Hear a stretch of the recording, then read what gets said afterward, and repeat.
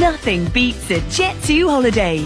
Suggest ko lang wag ka nang pumunta sa VO3 kasi may bayad. Tapos ang daming proseso. Pumunta ka lang sa mga website katulad nito. Marami sila. May AI face swap. And of course, si Pixenova at si Free AI Face, parehas na sila. Hindi katulad nito, face swap lang yung meron sa kanya noon.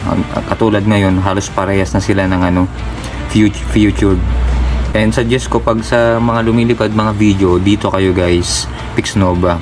Pero kung gusto niyo ng mga picture na nag-e-enhance o kaya na maging cartoons yung mukha nyo, dito kayo sa AI Face Swap. Minsan wag kang umaasa sa apps sa Android o iPhone man. Kasi minsan ang dami nilang ads yan. Dito mas direkta. Ngayon punta ka lang sa Chrome, syempre Pixnova ang search mo. Pagkatapos nun, login ka lang. Pag nag-open tayo, zero balance kasi. Every generate mo kasi 120 yung bayad kaya i-claim mo siya. Parang Shopee lang. Okay.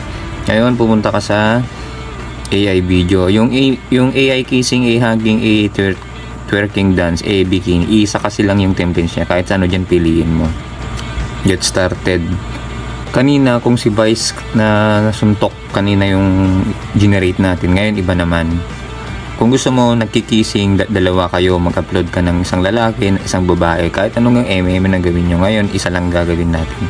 Ngayon, ang gagawin natin, yung lumilipad naman. Medyo matagal yung generate. Ito kanina yung ginawa natin kay Vice Ganda, no? Malit lang yung templates nila and katulad nun, pwede rin yun, tapos pwede rin to. May gusto ko dito andito na rin yung TikTok, yung na Serena. Tapos, kung gusto nyo to maging bata, o kaya nyo magawing balloon. Ngayon, suggest tayo yung lumilipad. Yung lumilipad, ito AI flying. Yan.